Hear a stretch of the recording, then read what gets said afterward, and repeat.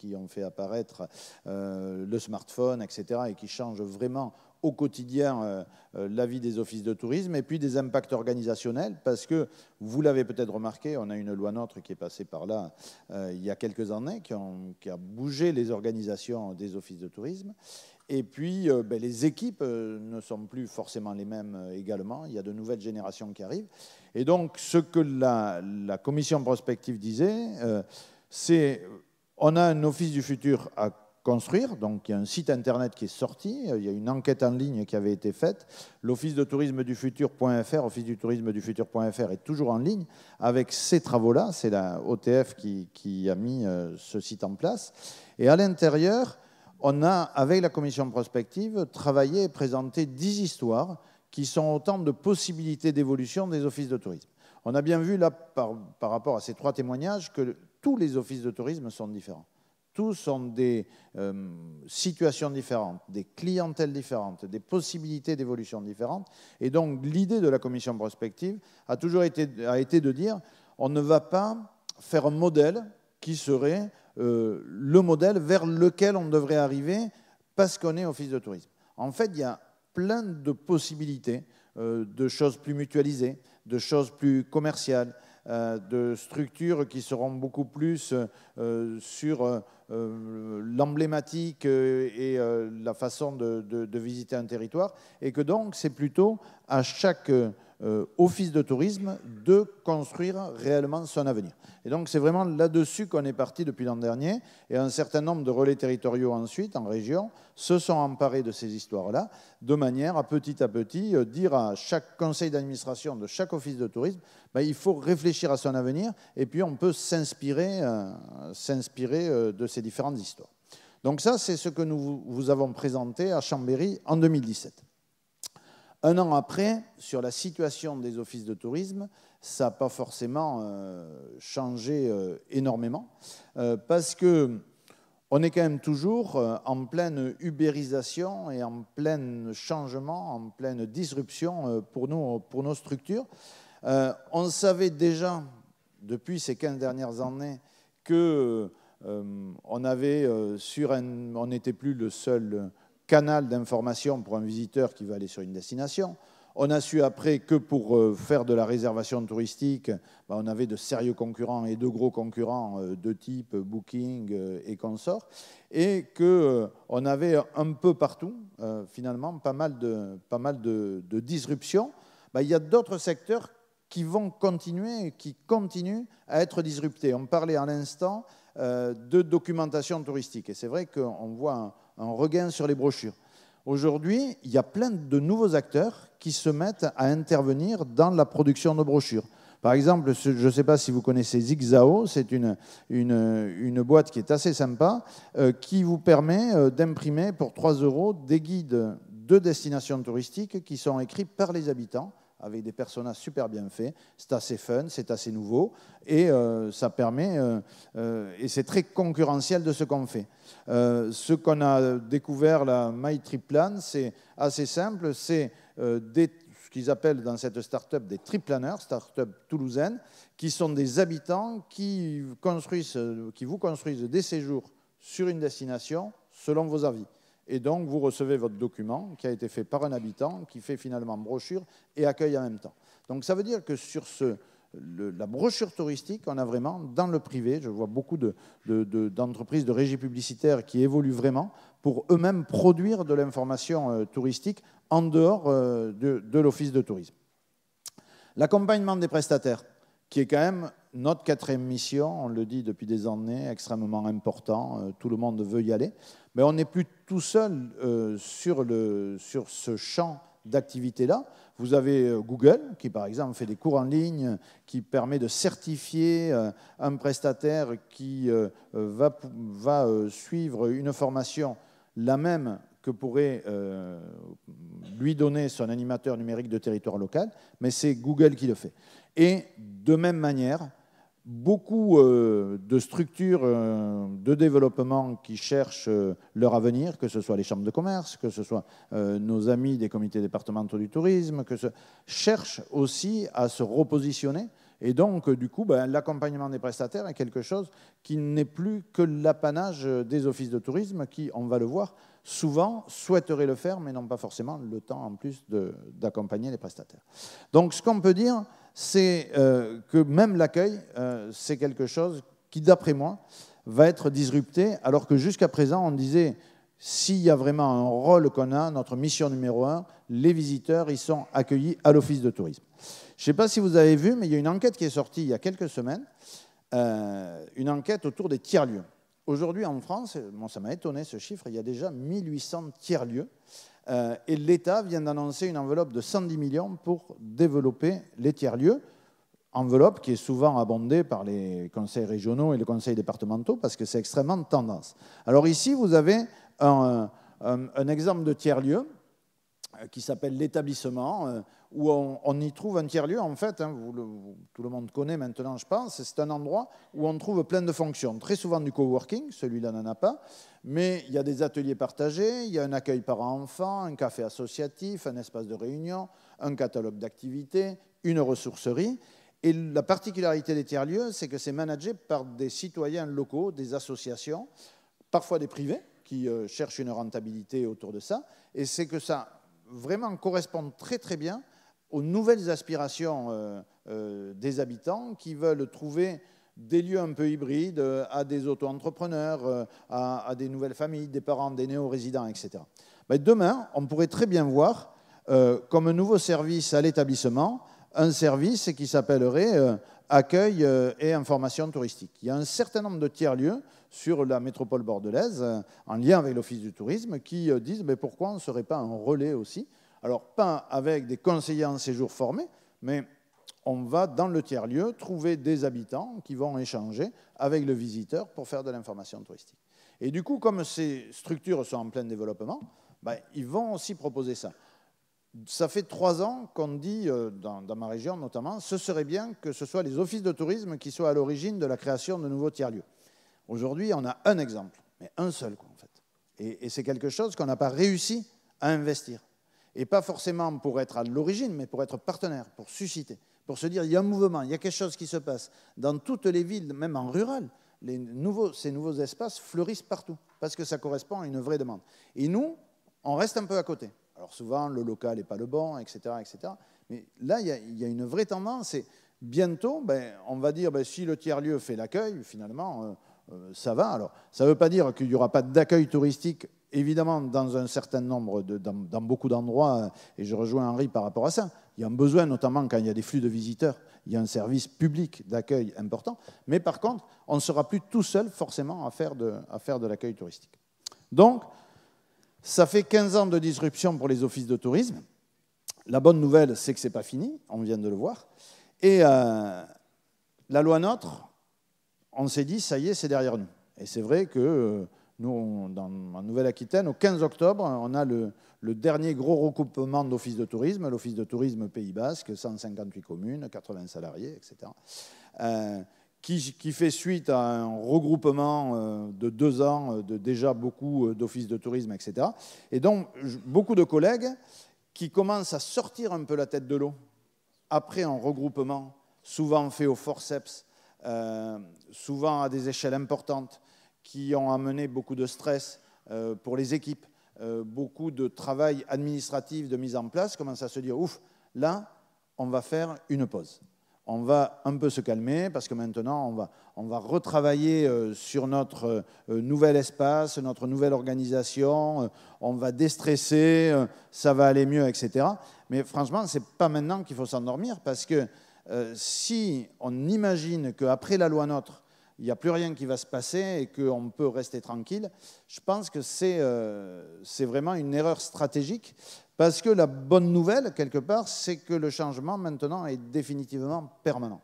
C'est-à-dire, moi, je suis assez persuadé, et on en parle souvent avec l'équipe de la MONA, où on est en lien, évidemment, avec les offices de tourisme, c'est arriver à cette idée de se dire, nous ne serons plus dans des structures dont on peut imaginer qu'elles aient une certaine stabilité dans leur mission, leur métier, leur organisation. On va être dans des structures qui vont être toujours en mouvement. Aujourd'hui, par exemple, on a encore des ADT et des offices de tourisme.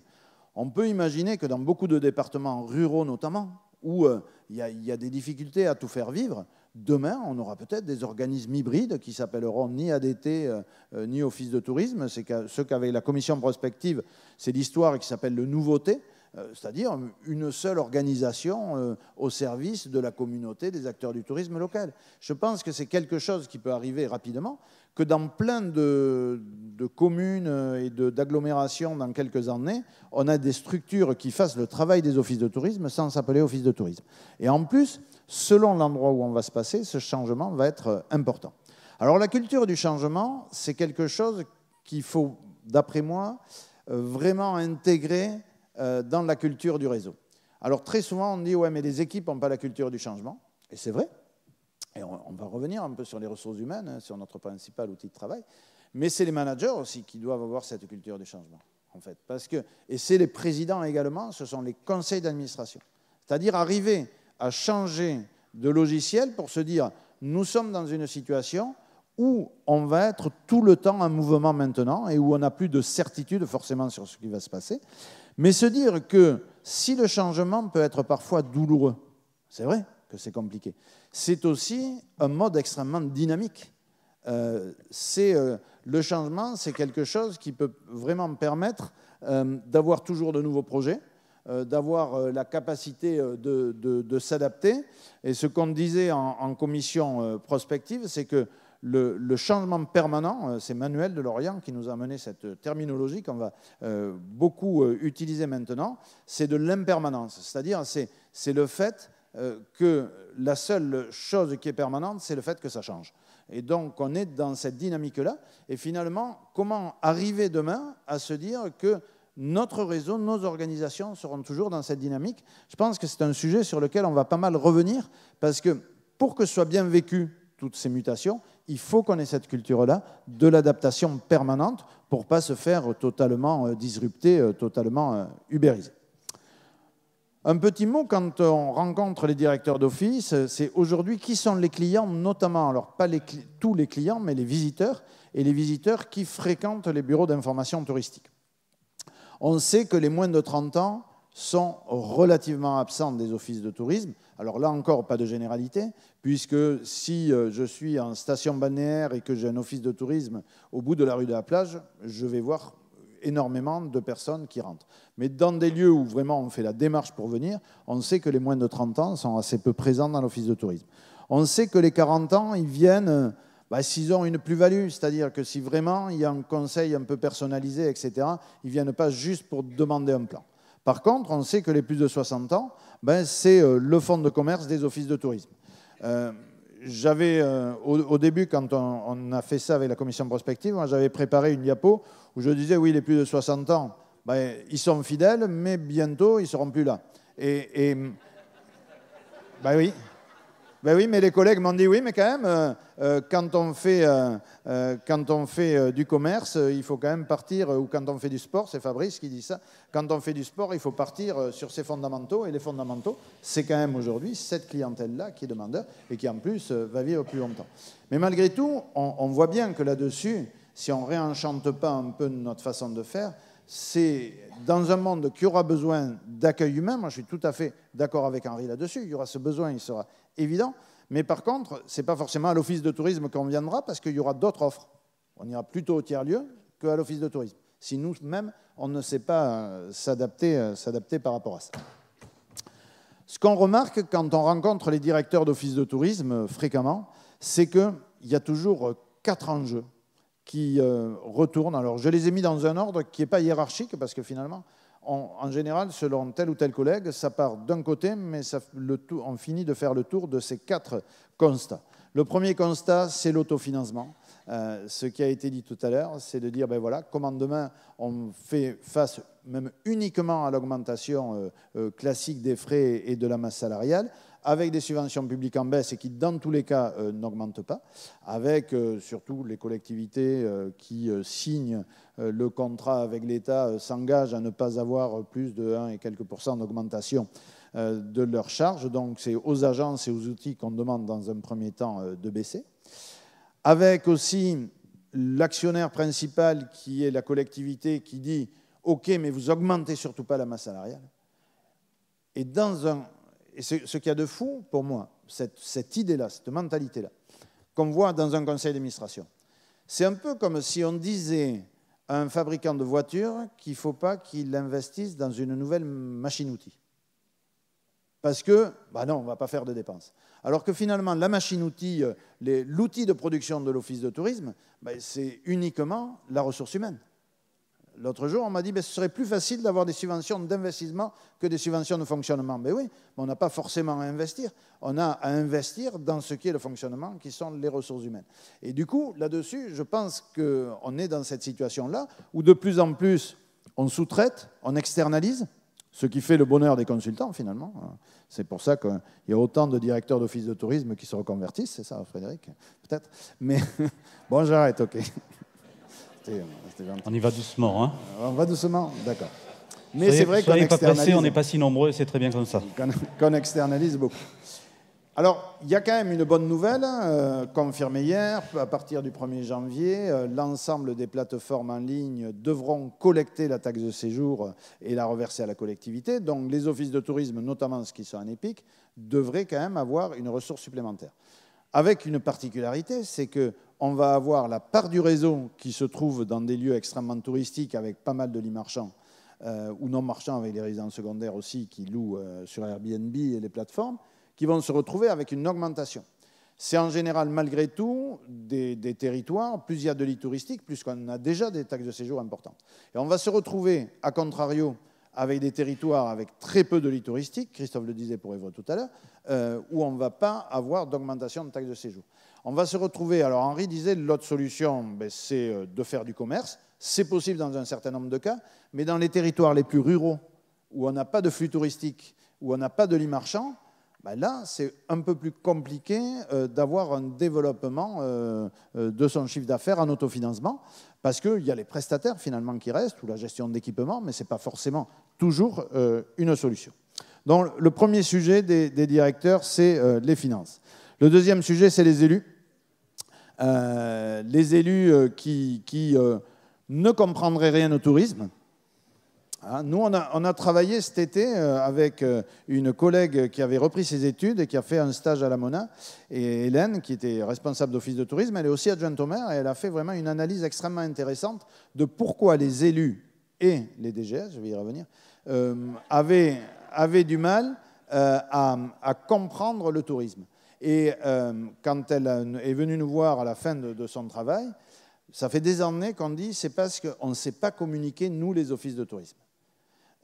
Et en fait, elle a dit c'est pas du tout ça. C'est pas aux offices de tourisme à communiquer, parce que comme l'office de tourisme, il n'est pas forcément crédible et référencé, si le message qui vient de l'office de tourisme, il n'est pas forcément reçu. Par contre, il faut beaucoup plus investir les associations d'élus qui ne parlent jamais tourisme. Elle a recensé 104 organismes de formation pour élus en France. Dans l'année 2017, il y a eu 2 formations au tourisme proposées sur 104 organismes de formation. Dans les associations départementales de maires, elle a fait le tour de notre région, il n'y a jamais de thématique tourisme. Et c'est la même chose pour les syndicats de DGS, etc. Et donc là-dessus, ils ne comprennent rien au tourisme, mais c'est vrai qu'on ne s'est pas forcément interrogé sur le meilleur moyen de pouvoir les informer.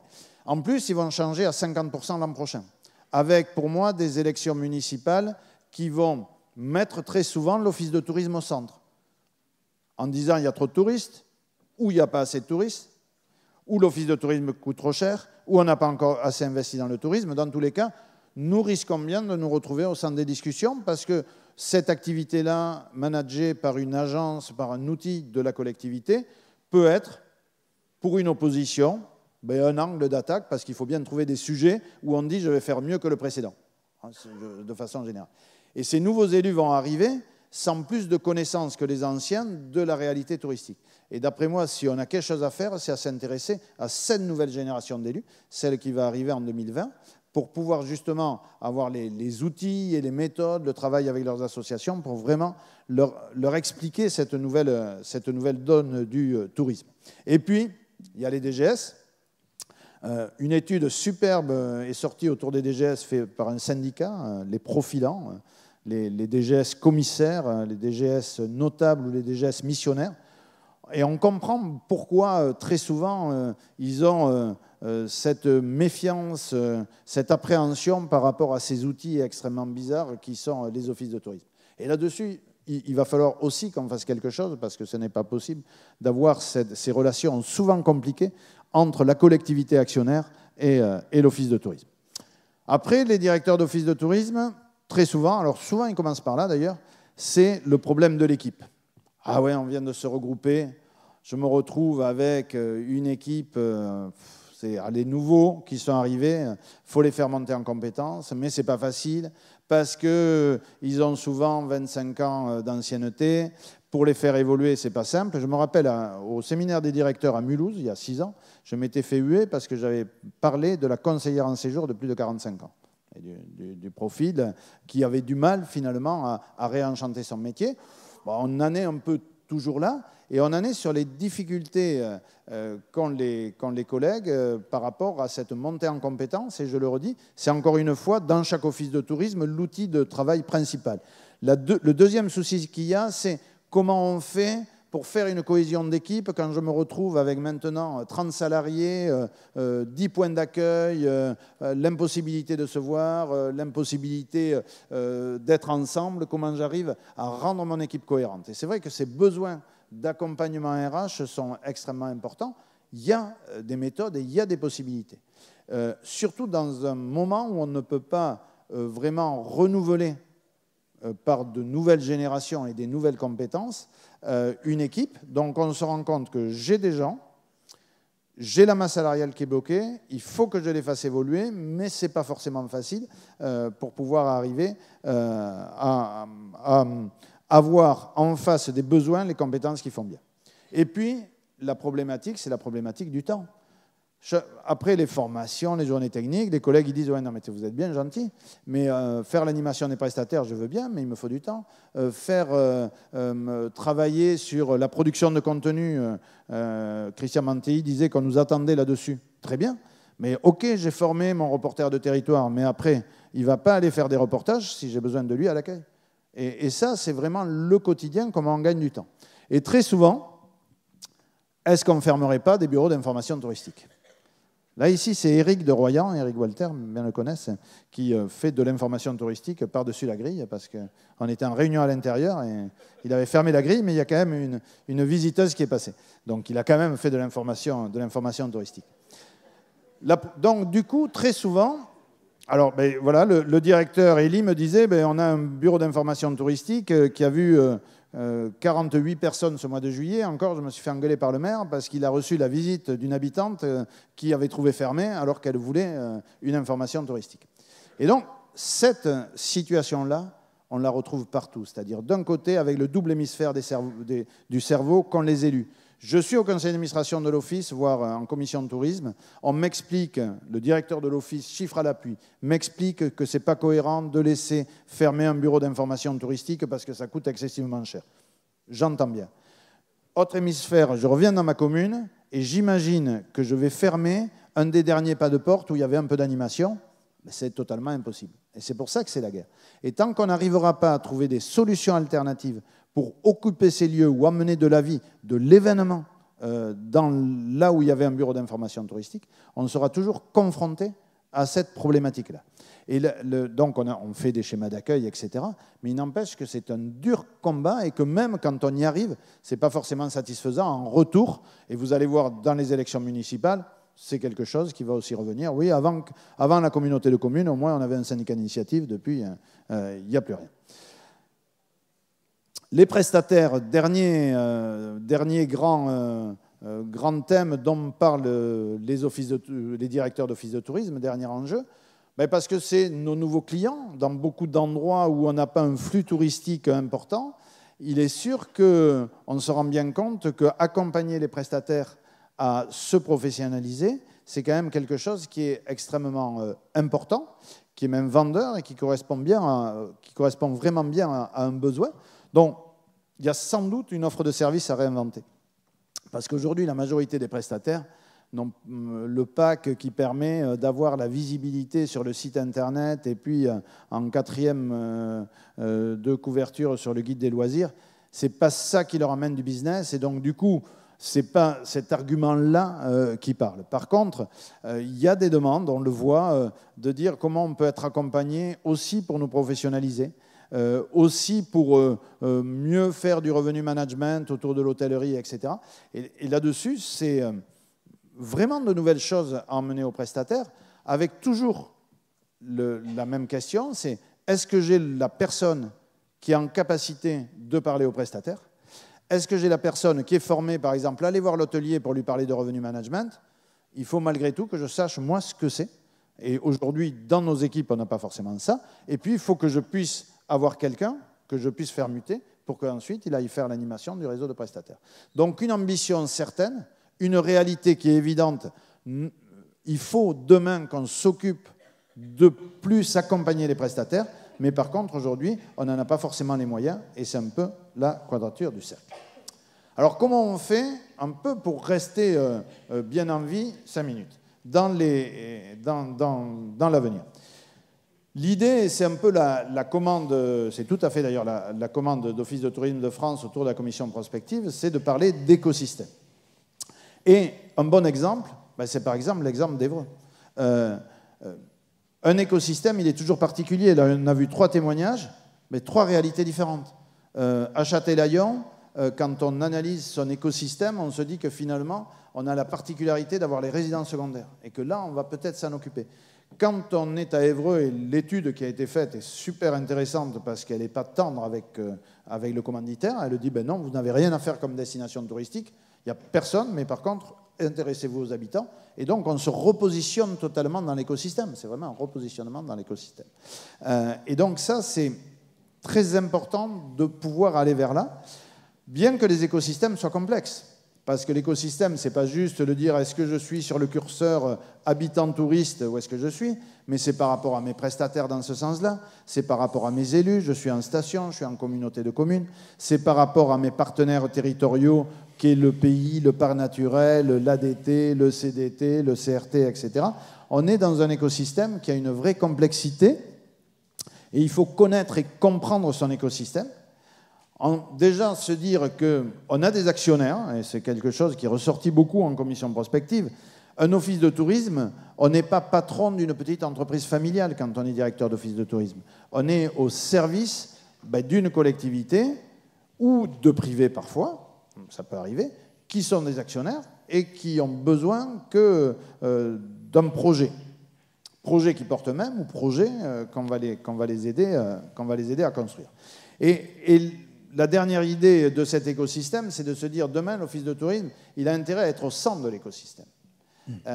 Au centre de l'écosystème parce qu'il ne travaille pas tout seul.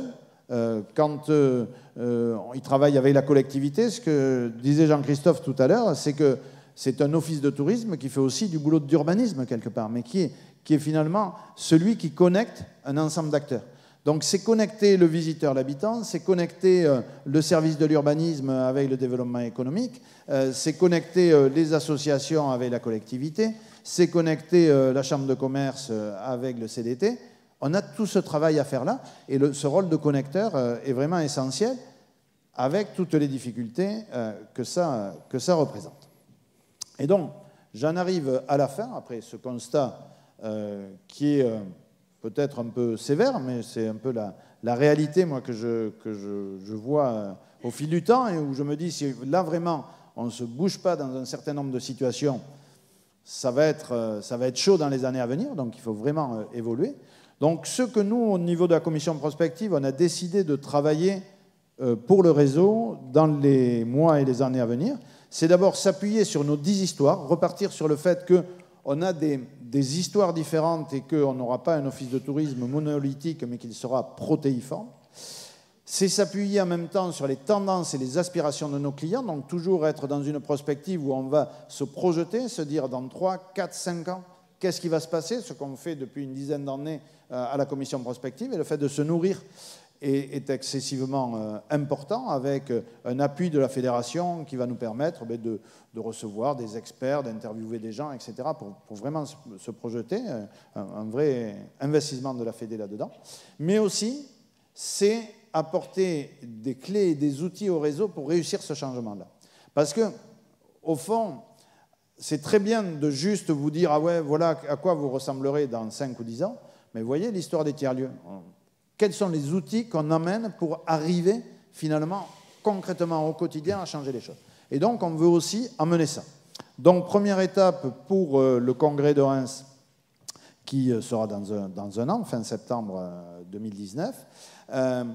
On voudrait, grâce à une enquête externe un peu, ou avec un stagiaire, etc., travailler sur 10 offices de tourisme, comme ceux qu'on a vus aujourd'hui, qui finalement ont réussi des changements positifs et qui sont un peu en lien avec finalement nos histoires, et essayer de décrypter finalement quels ont été les leviers dans leur écosystème pour que ça réussisse. Pourquoi ça réussit là? Et d'amener finalement ces outils derrière et ces clés au réseau, et c'est ce qu'on vous présenterait au congrès de Reims avec en même temps une vraie prospective.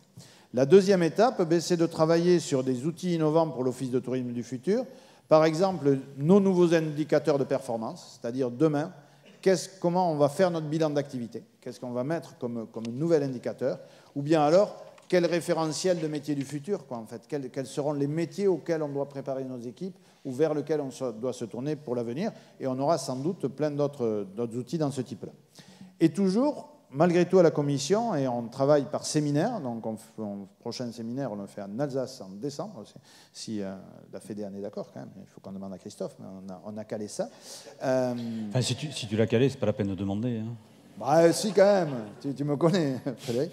Et donc on travaille par séminaire avec les 10-12 membres de la commission prospective, mais à chaque fois, selon le territoire où on sera, on est ravis d'accueillir d'autres personnes pour travailler une quinzaine pendant 2 jours, et chaque séminaire donnant lieu à vraiment une production et toujours une partie prospective pour ensuite vous restituer nos travaux à chacune de nos rencontres finalement, comme on le fait depuis quelques années. Merci beaucoup. Merci Jean-Luc pour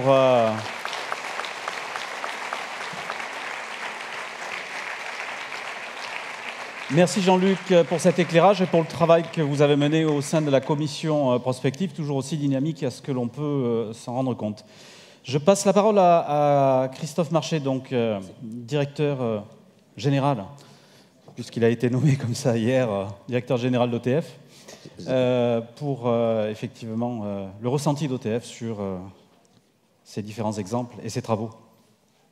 Alors effectivement, hier on m'a promu un peu, c'était une promotion faite par les services de l'État, c'est directeur, hein, et c'est Christophe avant tout. Juste par rapport à ce que l'on a entendu ce matin, c'est le reflet, c'est l'illustration de la diversité et de la capacité d'adaptation de notre réseau. Mais, ça vient d'être présenté avec les propos de Jean-Luc, c'est la volonté aussi de la fédération d'accompagner ces évolutions. Et il a été signalé effectivement que la commission prospective est en place depuis une dizaine d'années. Ça veut dire que depuis une dizaine d'années, on se pose la question de ce que l'on sera dans 2 ans, dans 3 ans, dans 5 ans, et d'être en adaptation systématique par rapport à l'évolution, par rapport à ces écosystèmes dont on a parlé.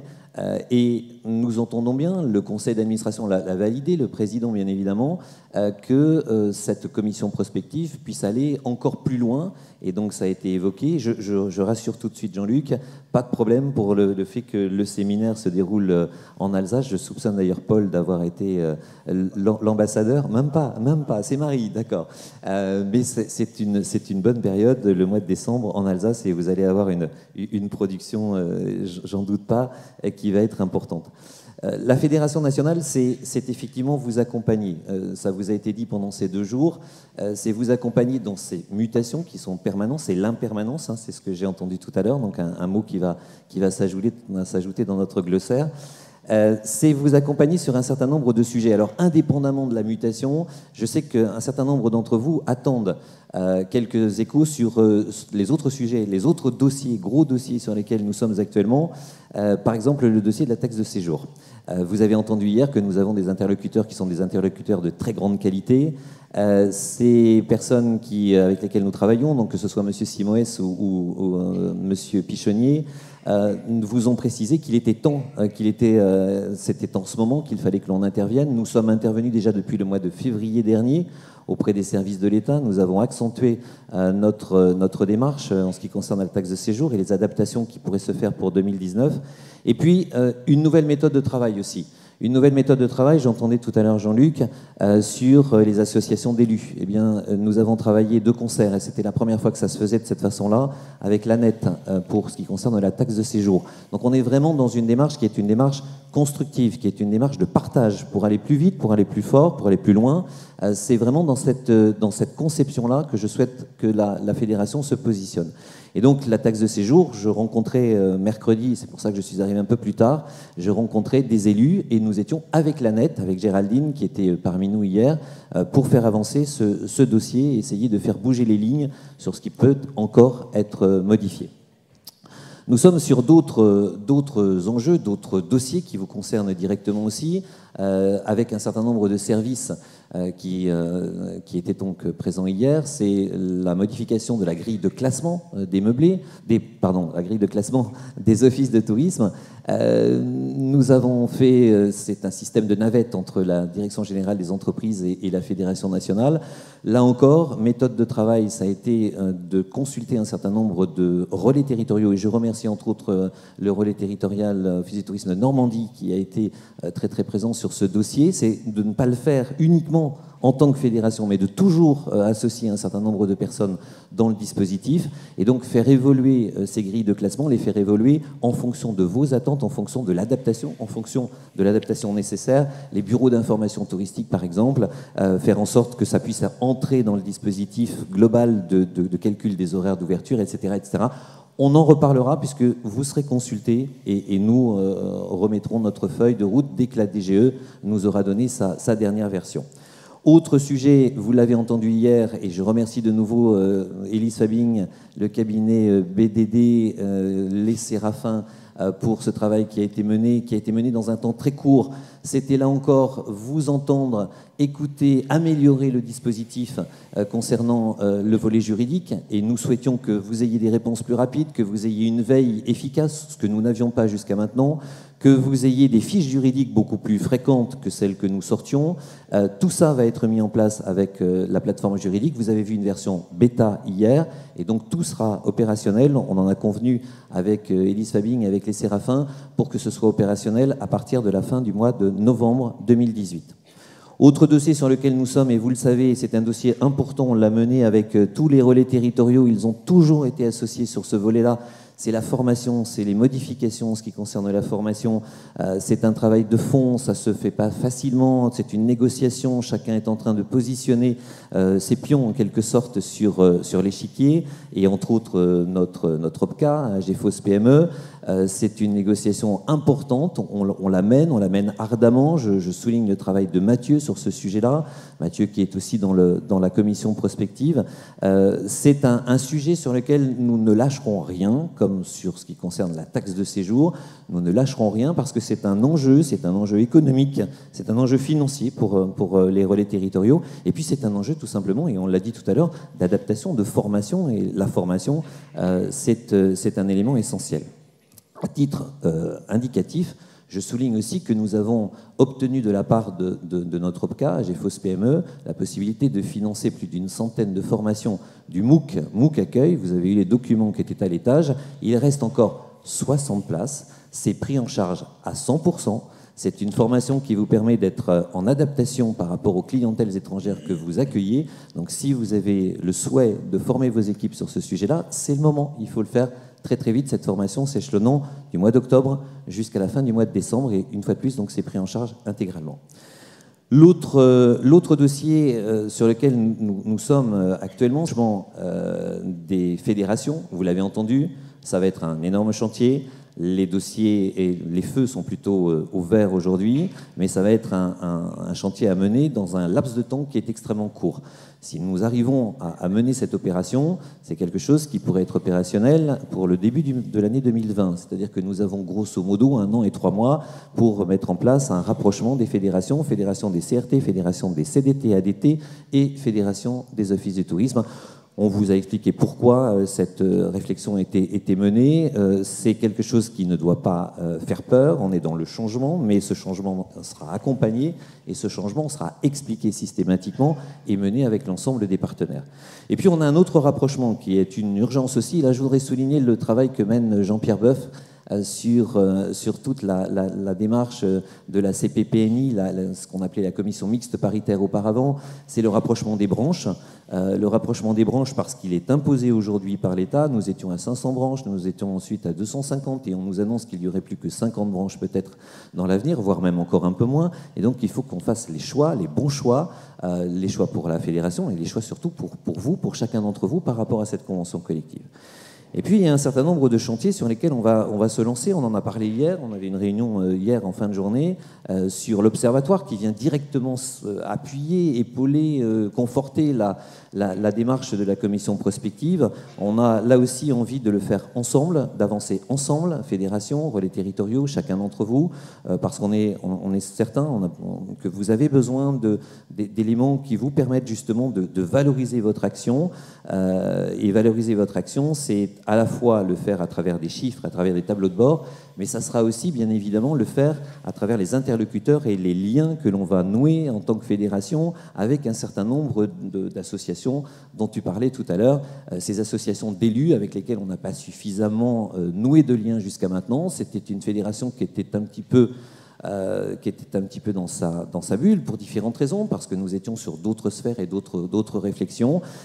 Petit à petit, et parce que le contexte évolue considérablement, il faut que l'on soit dans une démarche plus ouverte vis-à-vis de certaines fédérations. Et je vous l'ai expliqué tout à l'heure avec l'ANET, par exemple. Je les ai reçus il y a quelques jours, il y a quelques semaines, à la Fédération nationale. C'était la première fois que l'ANET mettait les pieds dans la Fédération nationale des offices du tourisme. Il faut qu'on amplifie ça. Il faut qu'on arrête, il faut qu'on décloisonne, il faut qu'on ouvre, il faut qu'on travaille ensemble sur un certain nombre de sujets. Alors, pour mener ce travail-là, il y a effectivement un certain nombre de commissions. Vous avez vu le travail de la commission prospective, vous savez le travail de la commission événementielle qui a permis la réalisation de ce qui se passe aujourd'hui et des grands événements qui vont se dérouler l'année prochaine avec le congrès du centenaire, le congrès qui se déroulera à Reims, et tout un ensemble d'autres rendez-vous que l'on souhaite. Ces commissions-là, certaines sont en activité, d'autres vont se mettre en place, c'est ce qui vous a été dit. Ces commissions ne sont pas fermées, ce ne sont pas des clubs fermés, mais comme je vous le disais hier, nous avons des nécessités techniques qui font que l'on pourra avoir du présentiel, mais aussi constituer des clubs qui permettent justement de pouvoir échanger avec les autres personnes qui voudraient s'associer à la réflexion. Et puis, bien évidemment, nous allons reprendre, et pour la raison, ne serait-ce que pour présenter la plateforme, avec Élise, très certainement, nous allons faire à nouveau reprendre le Tour de France et pour présenter la plateforme juridique et présenter aussi les axes et l'évolution de la fédération. Et puis, eh bien, nous avons comme objectif aussi, avec une nouvelle équipe qui s'est reconstituée à plus de 70%, eh bien, c'est de continuer. Là, s'il y a bien un élément qui n'est pas une impermanence, mais une permanence, c'est la volonté de rester toujours à vos côtés. C'est une volonté forte. Et à ce titre-là, je voudrais vous présenter cette équipe qui est à mes côtés. Ils sont là, dans la salle. Je voudrais qu'ils viennent me rejoindre parce que rien ne se fait sans eux. Alors, je ne sais pas où ils sont, mais comme ça va vous permettre de les voir.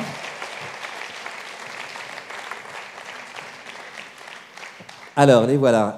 Il en manque un, mais justement, dans la démarche que l'on mène aujourd'hui de relationnel très poussé avec un certain nombre de structures, Mathieu est avec Jean-Baptiste Lemoine aujourd'hui pour parler des mutations dans les métiers du tourisme. Donc, il est dans une table ronde avec le travail qui est mené en termes de formation par la fédération. Voilà, alors cette équipe...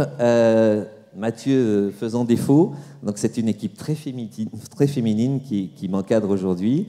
Et donc je vais vous les présenter individuellement et puis je leur laisse peut-être le soin juste de dire non. Bon, d'accord, ok, ok, d'accord. Ça c'est le genre de truc, Christophe. Bon, alors je vais faire la présentation.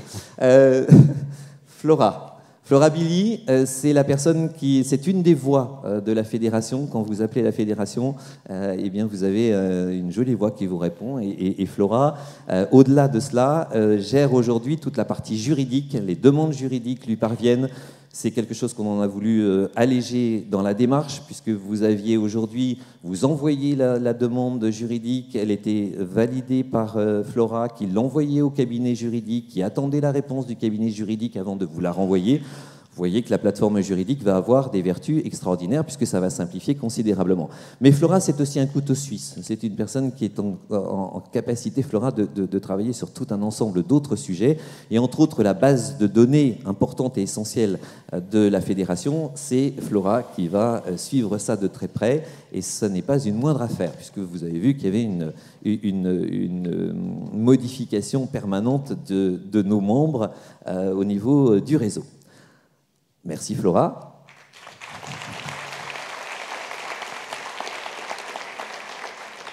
Alors juste à ses côtés, une personne qui est arrivée à la fin du mois d'avril de cette année 2018, qui s'est très très vite investie dans les dossiers qu'elle mène et qu'elle suit.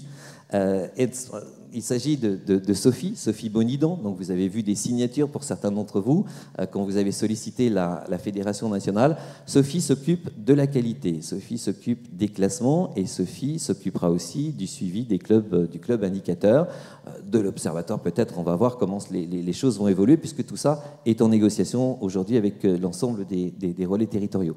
Donc Sophie commence à être sollicitée un peu partout en région.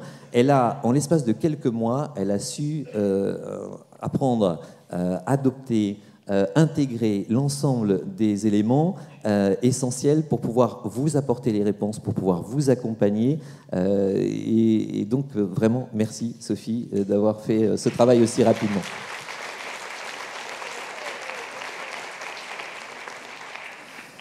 À ses côtés, mais est-il besoin de la présenter? Puisque c'est une personne qui a œuvré considérablement dans le réseau en tant que directrice de l'Office du tourisme de Roquefort et qui aujourd'hui nous a rejoints, pas encore complètement. Hein, voilà, je voudrais qu'on aille encore un peu plus loin, mais aujourd'hui c'est sur des missions ponctuelles. C'est Christelle Caruso. Christelle Caruso qui en fait est une des chevilles ouvrières majeures de l'événement que vous vivez aujourd'hui, qui va, une fois que l'on aura refermé ces journées des offices du tourisme, eh bien, qui va travailler tout de suite sur le congrès de l'année prochaine, le congrès de Reims, congrès donc du centenaire, et c'est vous dire qu'il va falloir que l'on mette les petits plats dans les grands. Et je remercie Philippe parce que ça va se passer à Reims et on a quelqu'un de solide à nos côtés, donc tout va bien se passer. Et donc Christelle Caruso, que je remercie puisque c'est elle qui suit l'ensemble des événements de la fédération, ceux qui sont déjà programmés et puis ceux qui se programmeront dans les mois à venir. Merci Christelle.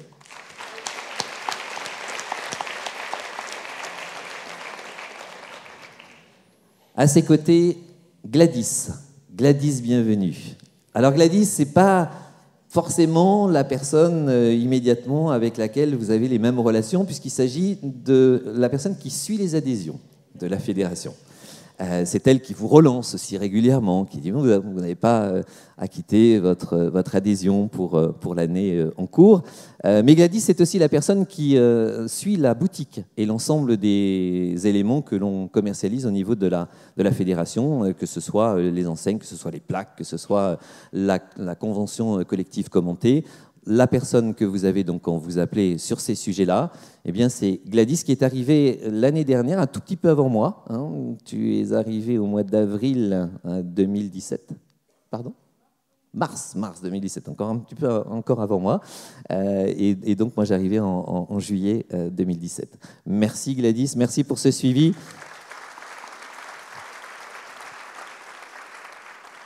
C'est aussi, et je pense à nos trésoriers, notre trésorier précédent, je ne sais pas où il est caché, et notre trésorier actuel, c'est aussi Gladys, la personne qui suit la comptabilité de la Fédération nationale. Et puis, la petite dernière, qui est entrée dans la fédération, qui est arrivée au début du mois d'août, qui a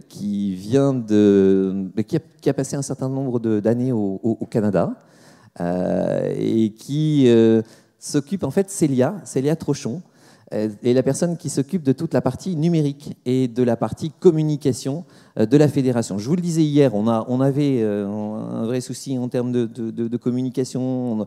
On n'avait pas trouvé encore la bonne personne, très certainement. Et là, eh bien, nous sommes confiants avec les premières évolutions qui ont été faites. Vous verrez d'ailleurs le 4 octobre prochain, regardez bien vos mails, un petit peu comme le fait Henri quand il regarde les newsletters d'Amazon. Eh bien, regardez, puisque vous avez une nouvelle mouture de la newsletter de la fédération. Donc, Célia, merci de nous avoir rejoints. Merci pour le travail qui est effectué. Et bienvenue.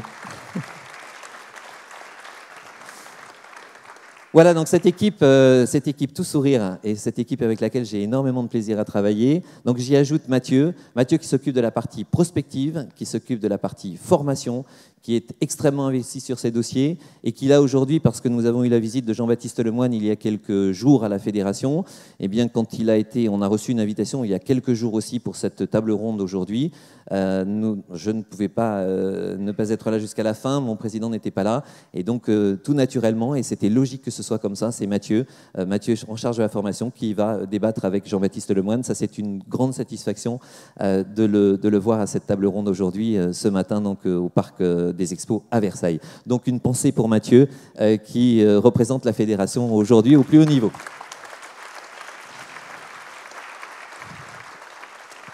Je crois que j'ai explosé le temps, mais je voulais remercier aussi l'ensemble du conseil d'administration, l'ensemble des personnes qui travaillent dans les commissions pour la latitude et la volonté qui est affichée de faire avancer cette fédération et de la faire avancer pour vous, à votre service. Et nous sommes là, n'hésitez pas, consultez-nous, nous essaierons de répondre le mieux possible à l'ensemble de vos interrogations. Merci à vous.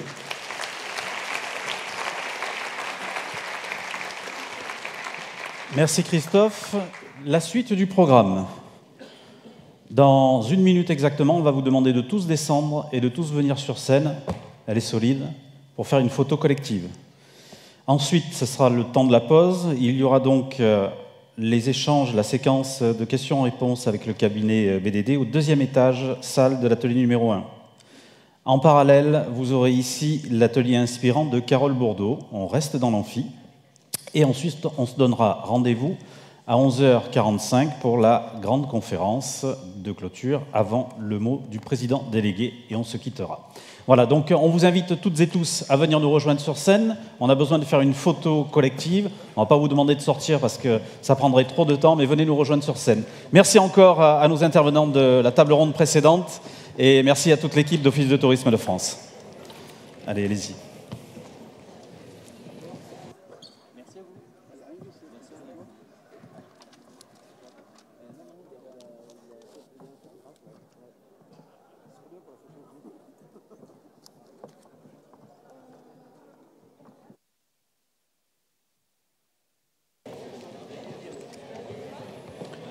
Allez-y, allez-y.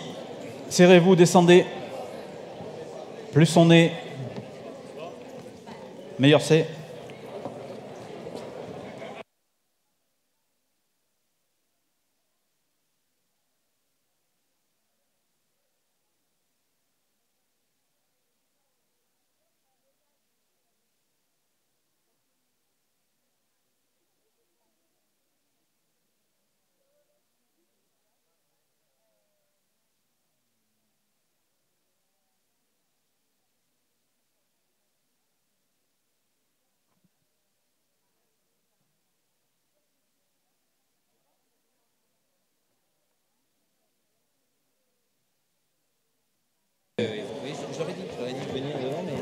L'équipe technique d'OTF, s'il vous plaît, les administrateurs, vous mettez devant, s'il vous plaît, merci. Excusez-moi d'être directif, mais il faut qu'on puisse maintenir le timing. Voilà, l'équipe d'OTF, les administrateurs, s'il vous plaît, président délégué. S'il vous plaît, allez. Serrez les rangs derrière.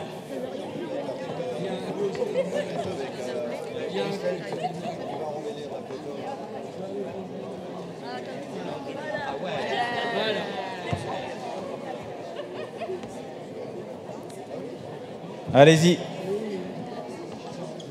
Jean Godet, où se trouve le président délégué?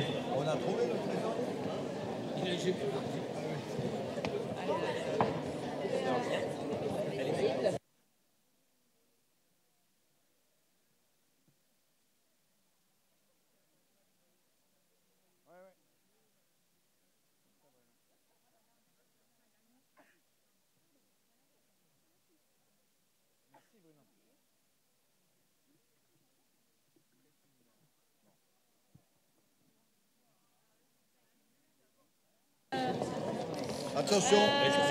Les premiers rangs avancés pour faire de la place derrière, s'il vous plaît. Surtout faites attention, vous mettez les pieds, il y a des câbles, il y a des pièges, il y a des tables, il y a des micros. On vire l'animateur. Ouais, l'animateur il descend, de toute façon, rassurez-vous.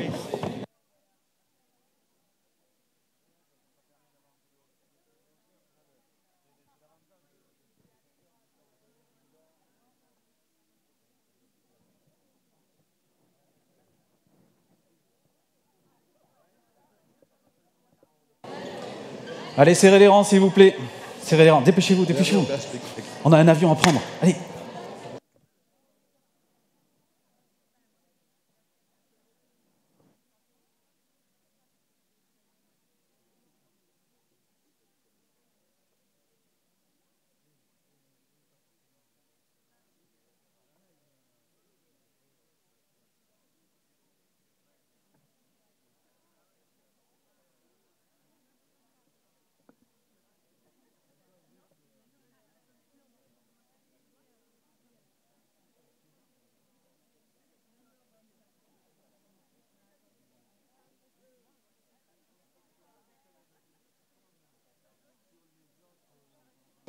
Ça va faire une belle photo. Hein.